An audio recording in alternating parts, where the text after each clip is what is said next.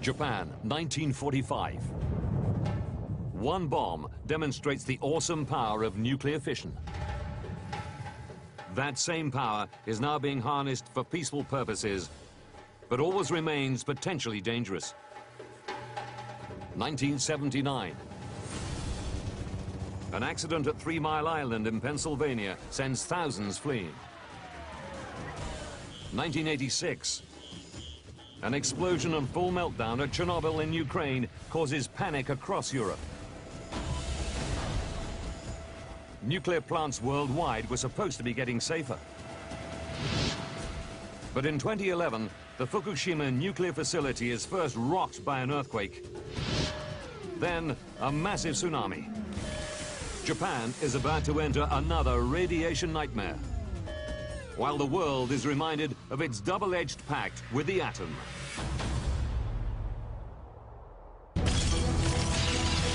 Disasters don't just happen. They're triggered by a chain of critical events. Unravel the clues and count down those final seconds from disaster.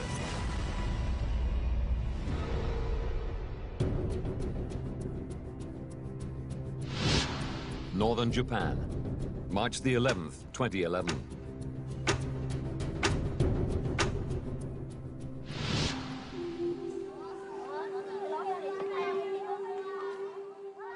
Kindergarten teacher Eriko Horiyuchi is in class.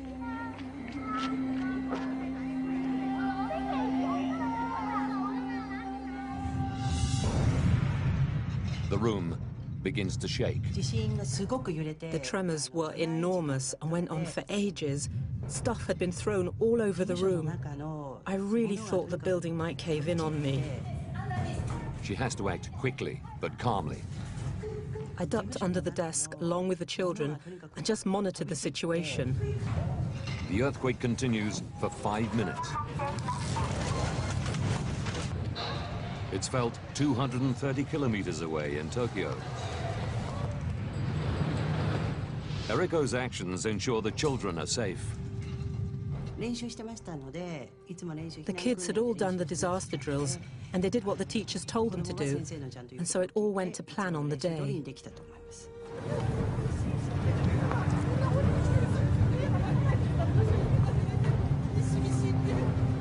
Skyscrapers shake, and buildings collapse.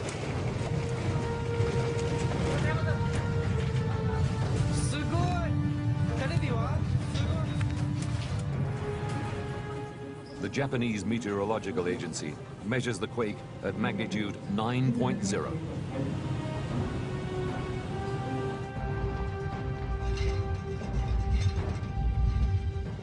It's the most powerful earthquake ever recorded in Japan. Even though the epicenter is 130 kilometers out to sea, the first news pictures show widespread devastation throughout the north of the country.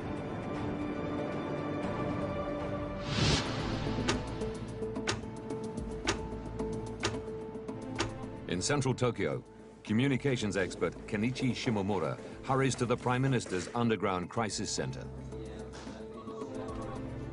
The quake is so big, it's clear there's going to be a serious humanitarian disaster. The government hastily convenes an emergency meeting. Because of the enormity of the disaster, my instinct was that the central government had to take its own initiative to act, rather than waiting for local governments.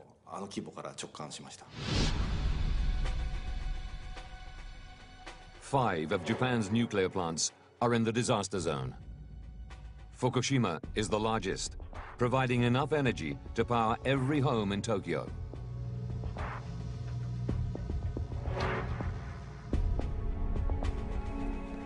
The Prime Minister's team has no direct link to the power plants.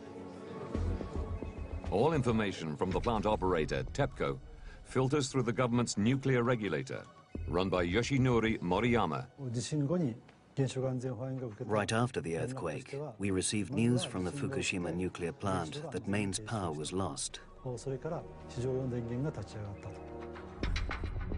Fukushima is just 178 kilometers from the epicenter of the earthquake.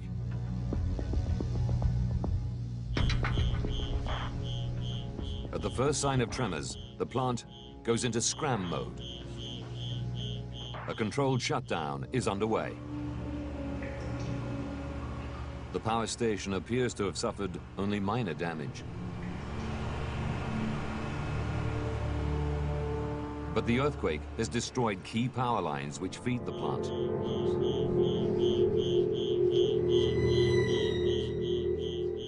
Emergency power sources kick in, so the plant can continue to shut down safely.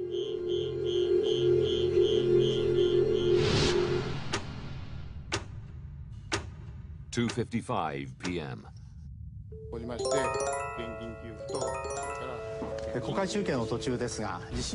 tsunami warning is broadcast to the nation. All of the northern Pacific Ocean is now on alert, including the Fukushima power station.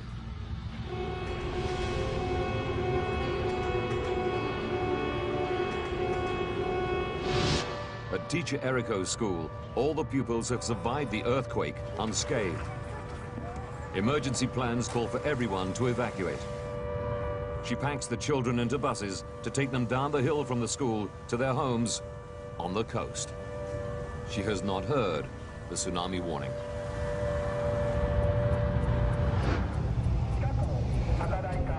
At Fukushima, the workers are also evacuated.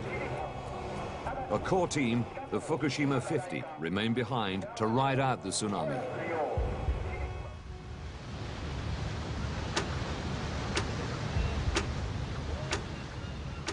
All along the Japanese coast, live news cameras relay images of the tsunami racing towards land.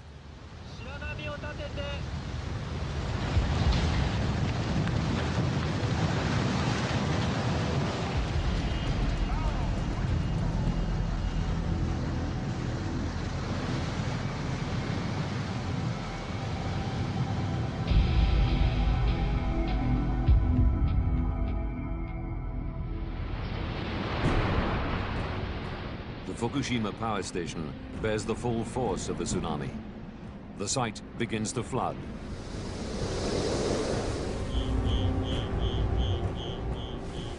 Almost all power is lost.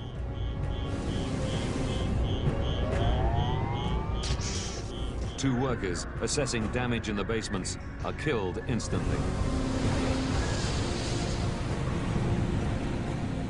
Control rooms plunge into darkness. The Fukushima 50 can't monitor pressure or temperature. Worse, the cooling systems have failed. Teacher Eriko is worried. She may have sent the children to their deaths. The bus route was along the coastline, so I was worried sick that it might have been washed away by the tsunami.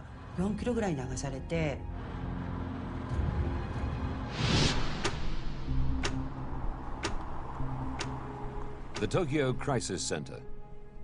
Prime Minister Naoto Kan arrives to learn that the Fukushima plant has lost all power.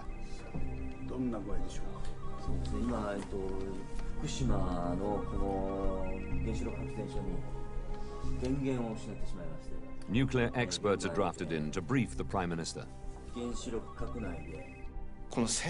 Even those experts couldn't decide what should be done because this was totally beyond what they could have predicted.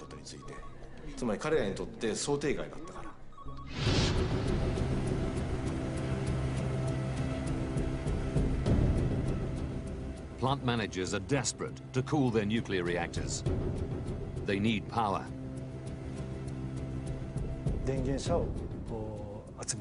We needed to deploy mobile generators. That was our last resort.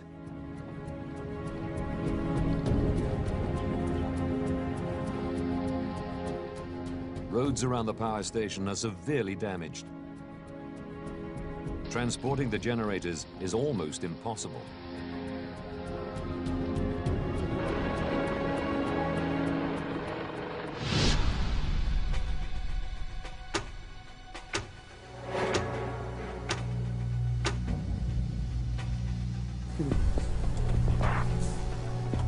In the damaged control room of reactor number 1, Engineers are trying to find out what's happening inside the reactor. They resort to using battery packs and car batteries to power up instruments to take key readings. The radiation levels are beginning to rise. The Fukushima 50 don radiation suits and respirators to protect themselves.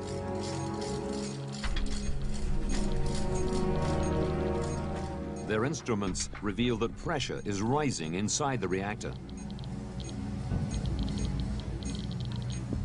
They must find a way to bring the pressure down.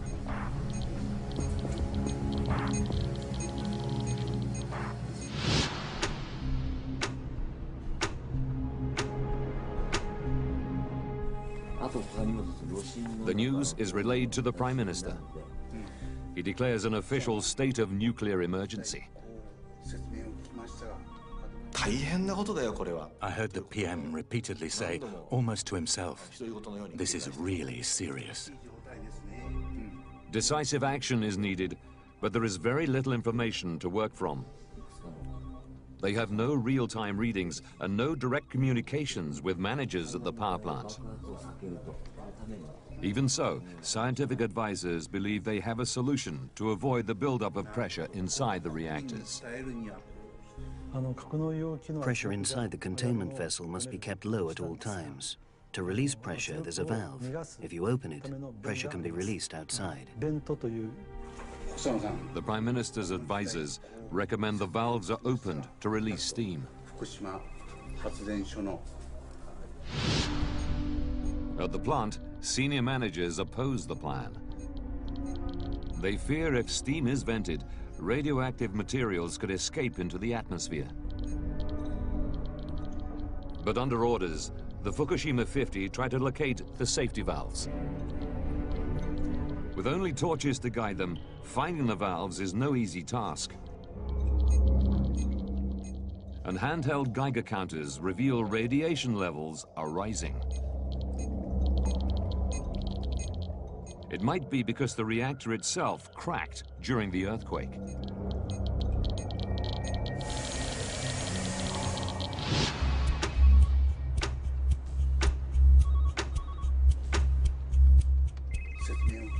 The Prime Minister receives more bad news.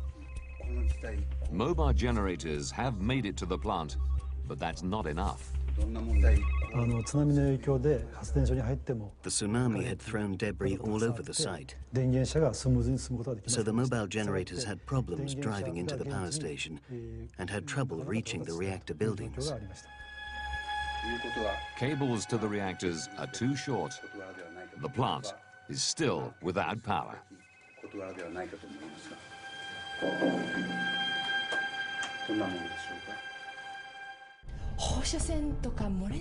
8 kilometers from the Fukushima plant, Eriko Horiyuchi and her husband are getting anxious. There were rumors about radiation leaking and that the power station was in trouble. From then on, I started to feel uneasy. Local officials will not confirm the reports. Eriko's Swiss husband, Dominique, uncovers information through international news agencies. I still had contact to the internet, and I started reading foreign papers, and they were a little bit more explicit about the disaster. Then my wife told me that somebody was whispering about a problem at the power plant, and then we decided to leave early in the morning. The roads were cracked, so we didn't know how we could get out. We decided to wait until 5 a.m. to leave. Navigating damaged roads in the dark would be too dangerous. Eriko and her family choose to wait until dawn.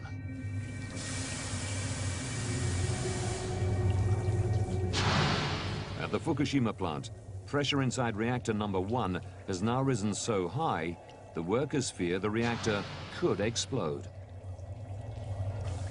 But they still haven't managed to locate key pressure release valves.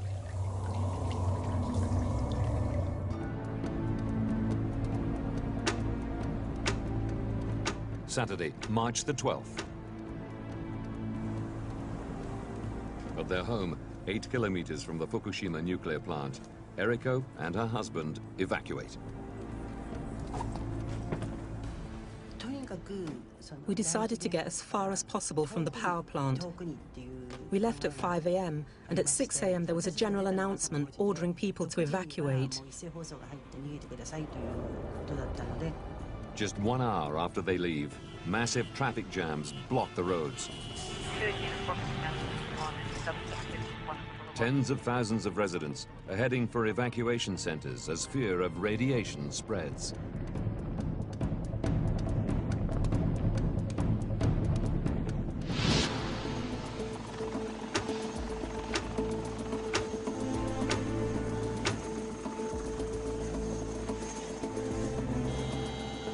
Frustrated by poor communication with the power station, Prime Minister Khan decides to visit the plant in person.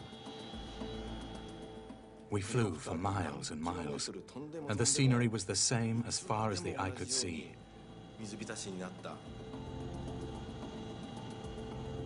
The land was covered with seawater. We couldn't tell where land ended and where the sea began.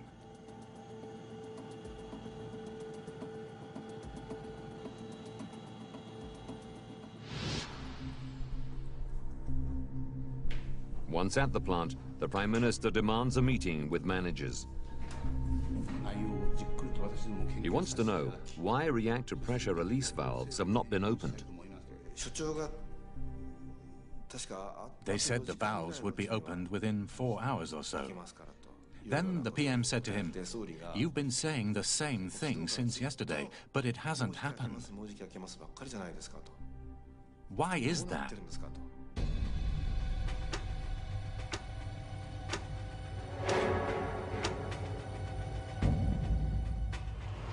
Finding the correct valves in the dark with soaring radiation levels is highly dangerous.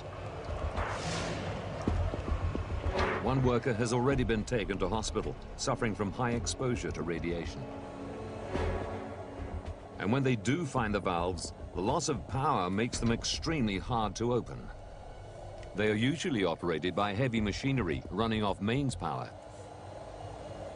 The Fukushima 50 must try to do the job with car batteries and brute strength.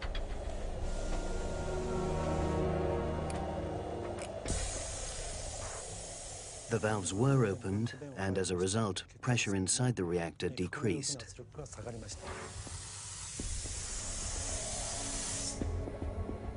Plant managers now believe that reactor number 1 will be safe until they can connect mains power and begin cooling again. But radiation levels on the site are rising. Engineers hope it's because they've just released radioactive steam while opening the valves. But it may indicate that the 15-centimeter thick steel reactor is cracked, and that a core meltdown has caused fuel to escape from the reactor itself. The danger is far from over. 3:36 p.m. A massive aftershock rocks the plant. The power station reported that they felt a huge tremor. Almost immediately, the building which houses reactor number 1 explodes.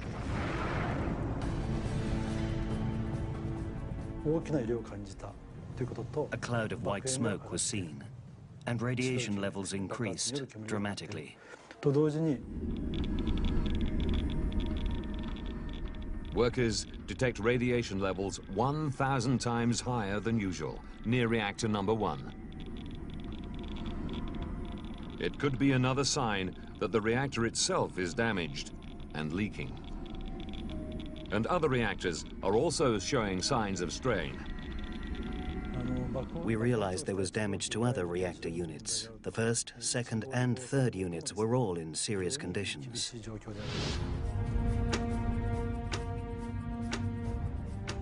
Two days later, an even larger explosion blows the building that houses reactor number 3 apart.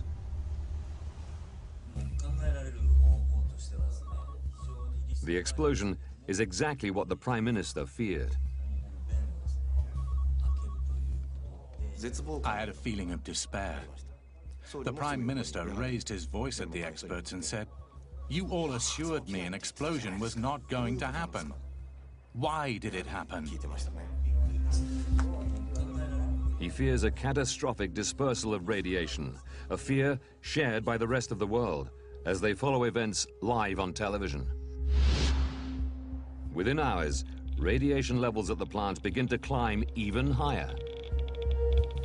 The Fukushima 50 still have no control over the reactors. Prime Minister Khan is forced to face some hard truths in a live television broadcast.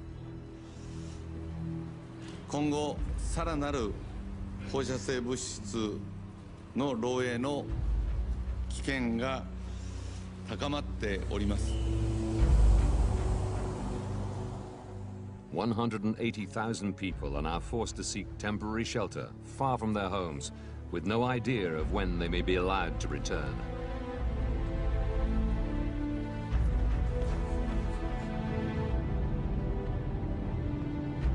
Eriko is now 80 kilometers from the power plant. But such is her fear, she wants to get even further away. We decided to go abroad, but there were no seats left on any flights. We thought we'd try and go as far as possible from Fukushima airport, but there were no flights available anywhere. Eriko and her family are forced to stay where they are and take their chances with the radiation.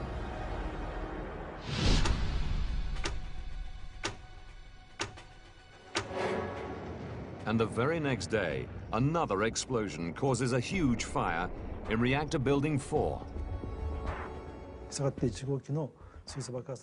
After the first explosion, we tried our best to avoid the other two. But unfortunately, we could do nothing to stop them. That is a fact.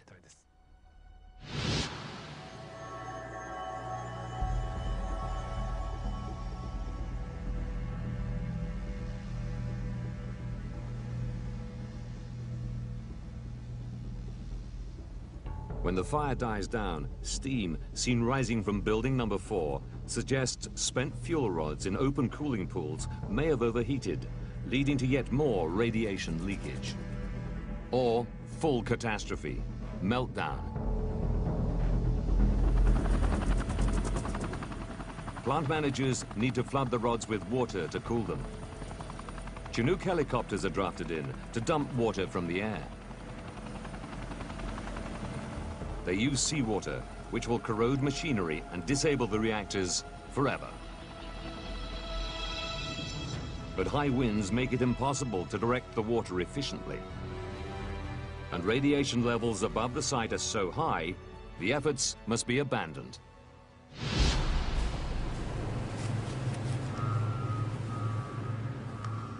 Only the fire department is capable of flooding the fuel rods with enough water to make a difference. Ichiro Suzu is diverted from tsunami relief duties to lead an elite team of firefighters.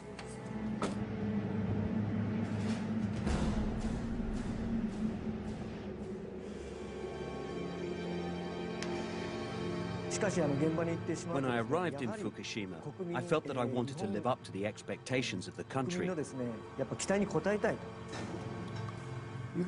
the entrance, it was eerily silent.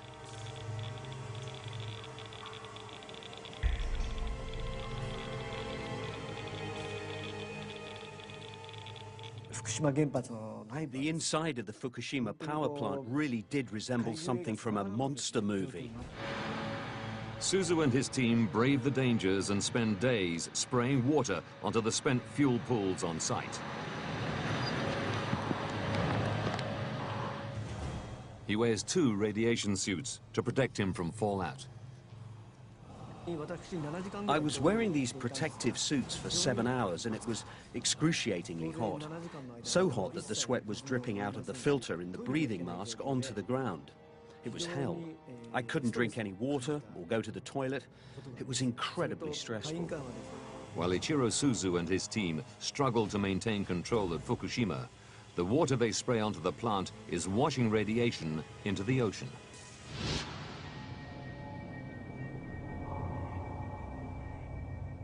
And 230 kilometers away in Tokyo, reports begin to emerge that supplies of drinking water may be affected.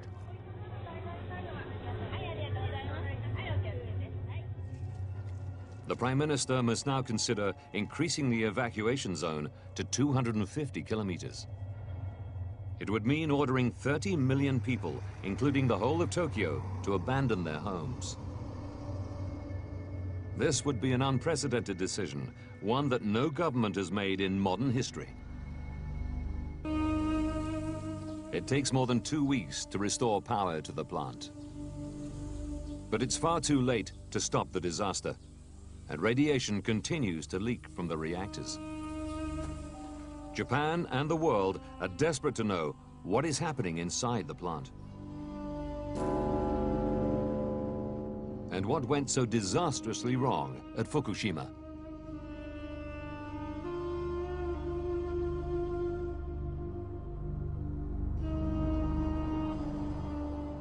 Within days of the tsunami, official investigations are already underway. The Japanese government invites the UN's nuclear energy watchdog to visit Japan. They work with Japan's energy experts to gather information about how to deal with the continuing crisis at Fukushima and how to make sure it never happens again. Leading the team of international experts is nuclear physicist Dr. Mike Waitman. When you first go onto the site, it looks a well looked after site.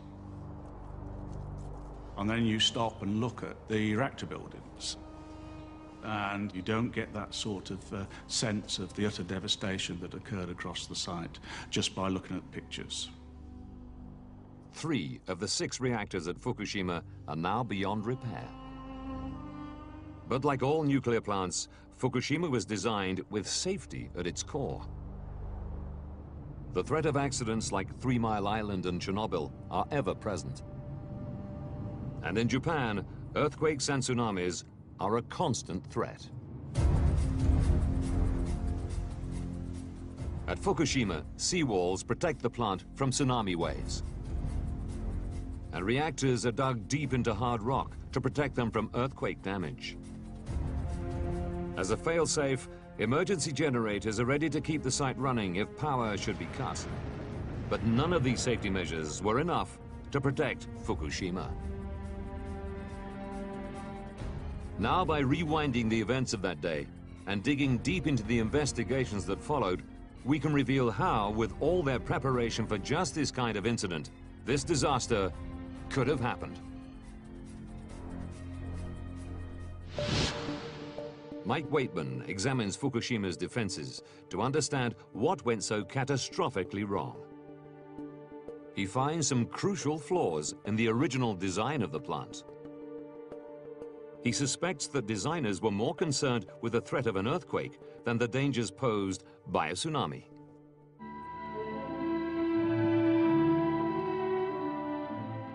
When reactors 1 to 4 were laid out in the 1960s, engineers lowered the land on which the site was built by 25 meters. This allowed them to anchor reactor buildings into the bedrock beneath the plant.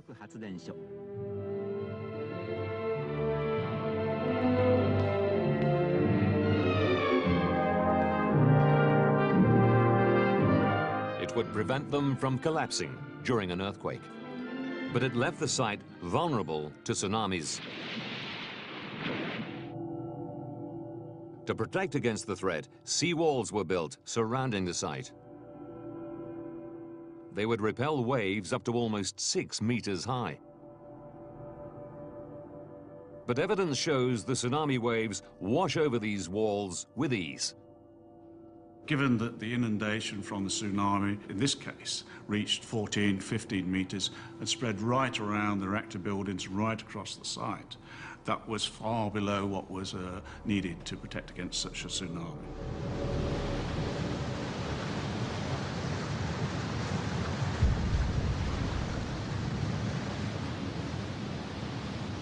A worker records the moment of impact on video.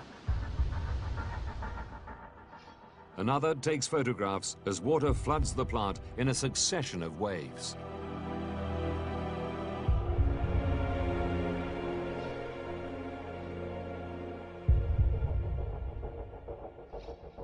The tsunami walls were too low. This simple design flaw led to a catastrophic series of events that would leave the plant in danger of meltdown. During the earthquake, power is lost. The most powerful quake in Japanese history brings down Maine's power lines. At the point of the earthquake, the reactors shut down their operations automatically. That's what they do. Following standard procedure, emergency generators kick into action. All nuclear power stations have backup power systems. On this side, with 6 reactors, they had 13 diesel generators, and they operated as they're supposed to do. But then, the tsunami hits. As thousands of tons of water wash over the site, most of the diesel generators are flooded. The diesel generators were located in the bottom of the turbine buildings and other lower level areas of the site, and that made them vulnerable to widespread flooding.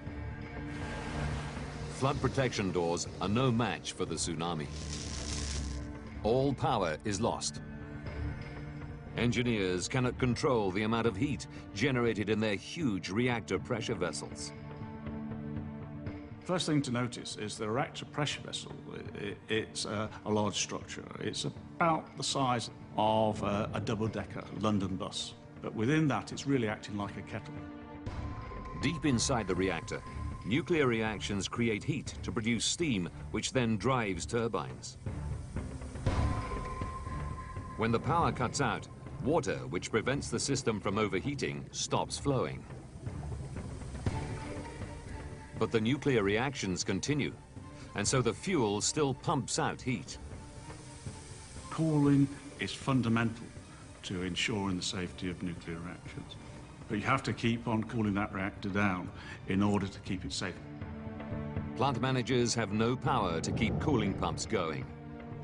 Fuel rods begin to overheat, turning to liquid. This meltdown releases large amounts of radioactivity. And temperature and pressure gauges across the plant are out of action, so managers have no knowledge of the state of their reactors.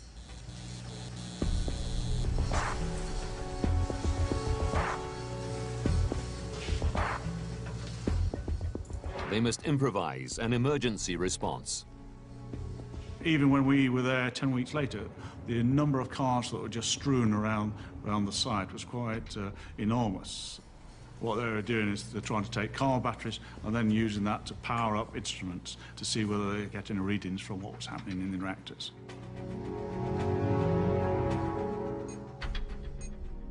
Using car batteries gives engineers momentary snapshots of the state of their reactors. How do you know how much water is in the reactor? Where is it? What are the flow rates around the systems? They tried what they could to try and get readings from them. With these batteries, the Fukushima 50 are able to take important readings. They could also open safety valves. But these readings offer only brief glimpses of reactors heating dangerously and approaching meltdown. Without power to run their cooling systems, there is nothing they can do to stop it. And worse, because of the design of the plant, it leads to yet another problem they can't stop.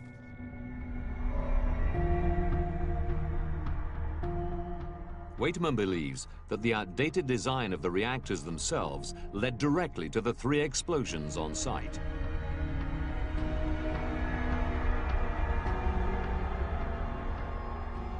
Tons of nuclear fuel are housed in fuel rods and usually kept cool by a flow of cooling water. Coating the rods is a thin layer of a rare metal, zirconium, that protects the rods from excessive heat, yet allows the nuclear reactions to continue. But when the temperature rises, zirconium becomes highly reactive. Because you've got a lot of the zirconium in the core, and if it all gets overheated, then it can react aggressively with the steam and the water to create hydrogen. Estimates show that temperatures reach as high as 2,800 degrees Celsius inside the reactor. Easily high enough to trigger the reaction between zirconium and steam.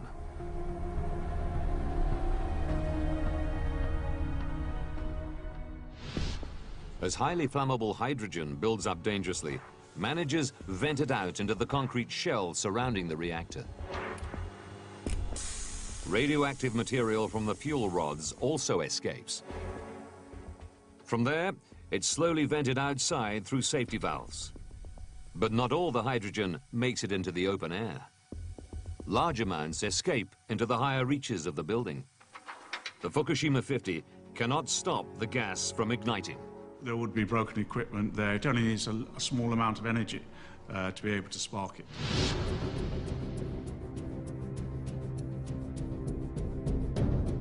The hydrogen buildup causes two massive explosions in reactors 1 and 3 and a devastating fire in Unit 4. It causes shockwaves around the world. Japan's nuclear crisis is now officially on the same level as the Chernobyl upgrade disaster. the severity of the nuclear instead to voices from abroad, to nuclear experts in Europe who think the Japanese may have lost control. Comparisons drawn to the Chernobyl nuclear explosion. Far more serious than they first told the rest of the world. Panic about the extent of radiation spreads as comparisons with Chernobyl bring back memories of radioactive fallout on a global scale.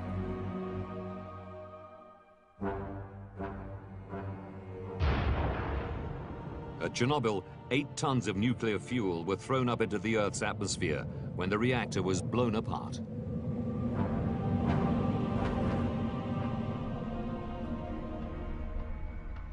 Mike Waitman reassesses the extent of radiation released at Fukushima to see how it compares to the Chernobyl incident. People have looked at the comparison between Fukushima Daiichi and Chernobyl. In fact, it was a tenth of the amount of radiation that was released, so it wouldn't have spread as far. Waitman knows Fukushima had the potential to be much worse, perhaps as bad as Chernobyl. If hydrogen had remained inside the reactors, pressure would have become so great that an explosion could have blown open not just the reactor containment buildings, but the reactors themselves. Reactor 3 contained 88 tons of both plutonium and uranium fuel, which could have been exposed and dispersed. Exactly what happened at Chernobyl in 1986. When managers followed the Prime Minister's order to release steam and reduce pressure within the reactors, this disaster was averted. Waitman concludes that engineers made the right decisions on site to avoid further catastrophe. 2 weeks after the tsunami, power was restored to the site and the temperature inside the reactors was brought down gradually. But melted fuel still remains, and it continues to release radiation. Only robots can get near the reactors now. It could be a decade before investigators can look into the reactors safely and analyze precisely how core meltdown led to such a substantial release of radiation.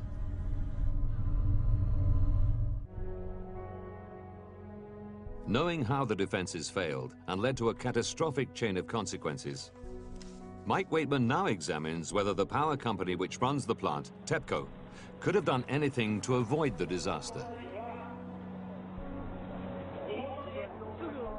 He believes they may have been negligent in the run-up to the tsunami.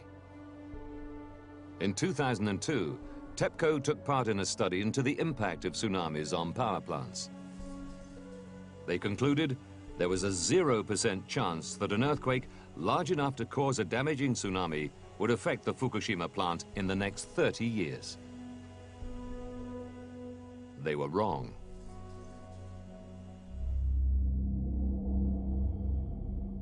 They didn't address tsunami hazards sufficiently well. You must not underestimate rare natural events, and you must take those into account in your design. TEPCO say they had taken appropriate safety measures, taking account of all known information. But they say the scale of the tsunami was beyond anything they could have foreseen, and that since the incident, they've done everything possible to stabilize their reactors.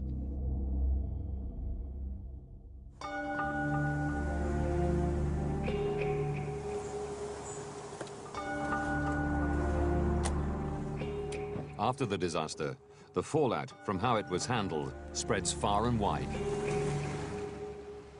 Residents like Eriko believe they were told too little, too late about the potential dangers caused by the explosions. They blame both the power company TEPCO and the government. There was absolutely no information about radiation. The only information we were getting was about expanding the evacuation zone.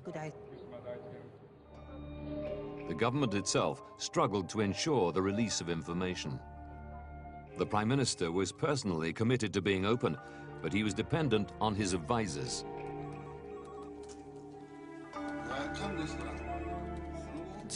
Immediately after the incident, the PM asked the experts, "What do you think is going to happen to Fukushima next?" None of the experts could give clear answers. The only thing they confidently said was, a hydrogen explosion is not going to happen due to its design. We thought, if we cannot believe what they say, what can we really believe? The Prime Minister's experts had few details at their disposal because so little information was coming from TEPCO. What did the people in close connection with the Fukushima nuclear plant, such as TEPCO, really know? And did they share all their knowledge with the government? Prime Minister Naoto Kan was caught up in events beyond his control. 5 months after the tsunami, he was forced to resign, with no end to the Fukushima disaster in sight.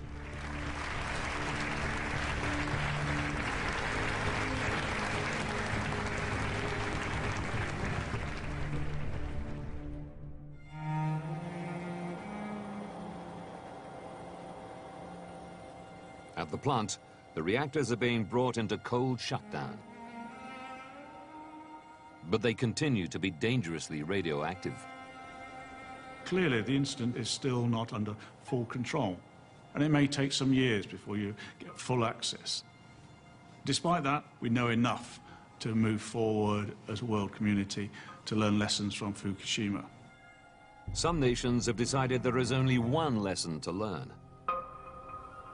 In May 2011, 2 months after the disaster, Germany decided to halt its nuclear power program and focus its finances on research into renewable energy sources.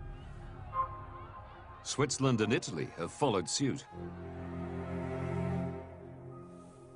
Japan relies on nuclear power for 30% of its energy use. With no power being generated at Fukushima, Tokyo is experiencing regular power shortages.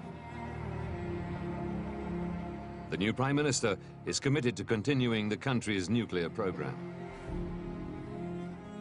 At Fukushima, the workers who stayed to wrestle control of the plant and firemen like Ichiro Suzu, the true heroes of this event, have been given the all-clear from medics. But again, it may take some years before the full consequences are known. Teacher Eriko never made it further than the airport. She's now living in a flat with her family, some 80 kilometers from the plant.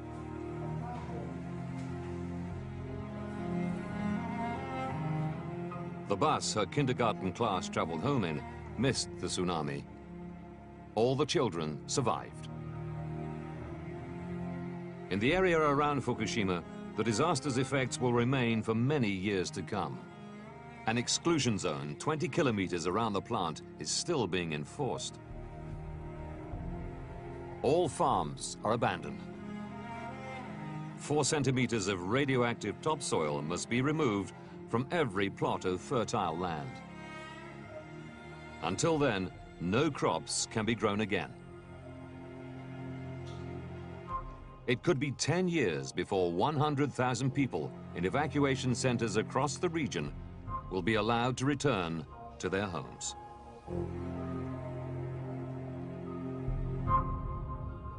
Did Da Vinci embed a hidden code in the Mona Lisa? Find out in a brand new series of Ancient X-Files starting tomorrow night at 9. Next, we visit the Great Lakes.